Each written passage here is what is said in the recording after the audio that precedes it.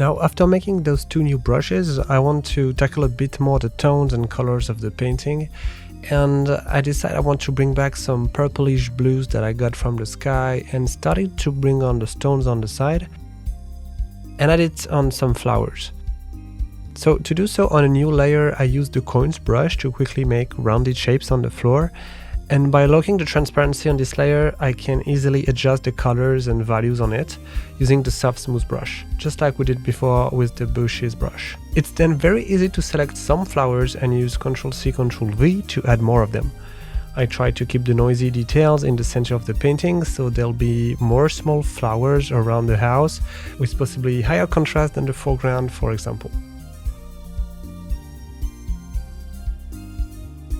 This kind of brush is a very cheap and fast way to add detail and noise into your paintings. Of course, depending on the time you have, it could be a cool idea to get back on each circle and add petals and more details, or simply create a more detailed brush, why not?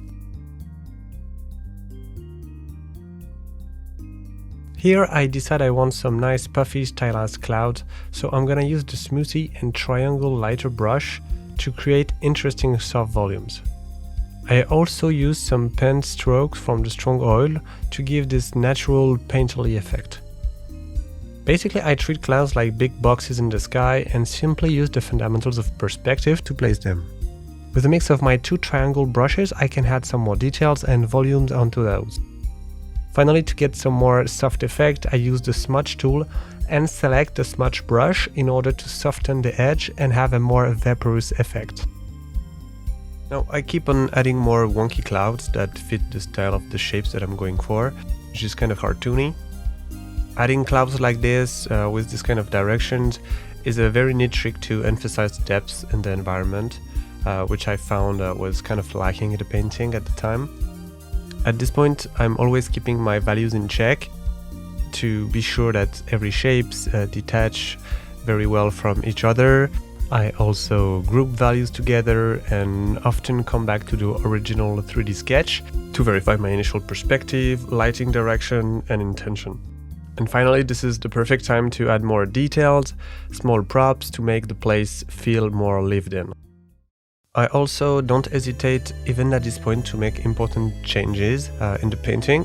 Like, for example, you can see me taking the top part of the house and giving it a slight slant.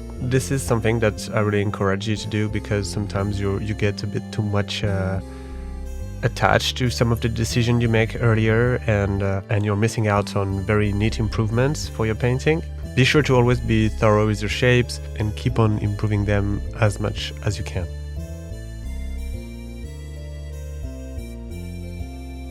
I'm almost done with this painting now, and I just want to add some storytelling by adding a character that you might know from that famous tale.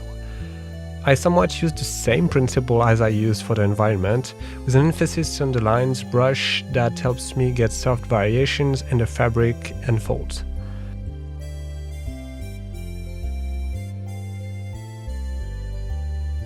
Now, to detach the character from the background, I create a new layer underneath and use the soft noise brush to create some atmosphere right behind her. It's a very easy trick to push back values rapidly. Of course, I suggest you come back to those values afterwards with different brushes in order to get a more natural effect, but I use this method very often. You can also see some atmospheric particles here and there that I created using the toothbrush and the speckles brush. It adds a little bit of depth, a little bit of atmosphere and ambience in the painting, and I really like to use those very subtle particle effects in the end of my paintings to get the finishing touch. Finally, I keep on using the lines brush here and there to add more leaves and representative details on the roof and tree. And I finally use a mix of Magic Wand selection and large brushes to rework values and surfaces, add some atmospheric effects and bleeding colors. I also change some tones here and there because I want the trees to look a little bit more bluish, so I use the hue and saturation adjustment layer to change those parameters. And here it is. This painting took me around 5 to 6 hours approximately, and now let's recap what we've learned during this process and how I use all of my brushes.